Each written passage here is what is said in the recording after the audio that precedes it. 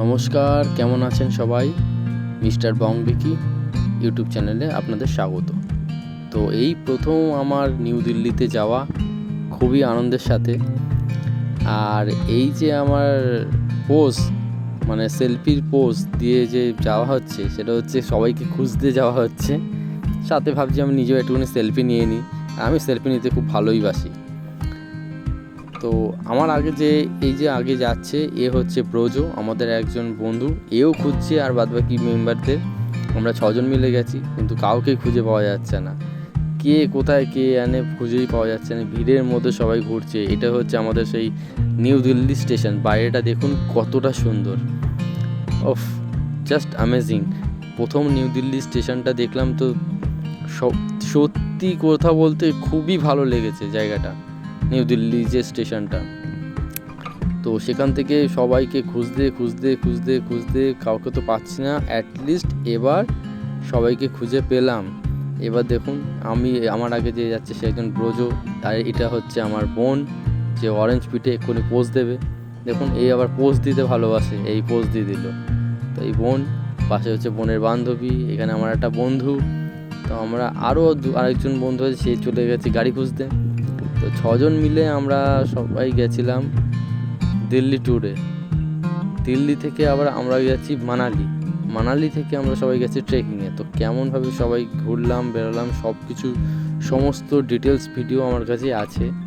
তোমরা খালি আমাদের সাথে থেকো, পাশে থেকো, আর সাবস্ক্রাইব করো অবশ্যই। আরও নতুন অনেক কিছু দেখাবো। তো দেখো, আর এরপরে আমরা কোথায় যাচ্ছি, ওইখান থেকে সোজা চলে যাবো হোটেল থেকে আমরা আবার একটা সেলফি নিয়ে সাজুগুজু করে সেজে গুজে আবার বেরিয়ে পড়লাম। যে সকাল আমাদের রাত্রিবেলায় ছিল মানালির বাস, তো কী করবো সারাদিন। তারপরে আমরা সবাই একটা গাড়ি বুক করে, পিছনে যে সাদা গাড়িটা দেখলে, গাড়িটা বুক করে আমরা চলে গেলাম দিল্লিটা আবার ঘুরতে।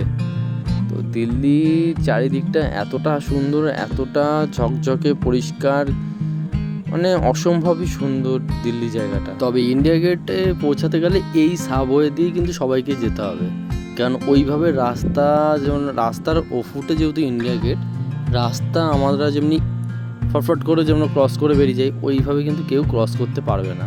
সেই জন্য এখান থেকে সাবওয়ে করে দেওয়া হয়েছে। কিন্তু এই সাবওয়ের তলা দিয়েই সবাইকে যেতে হবে ইন্ডিয়া গেটের সামনে। এবং এই রাস্তা ধরে যেমন আমরা যাচ্ছি, এইভাবেই কিন্তু আমরা আস্তে আস্তে সেই ইন্ডিয়া গেটের দিকে পৌঁছে যাব।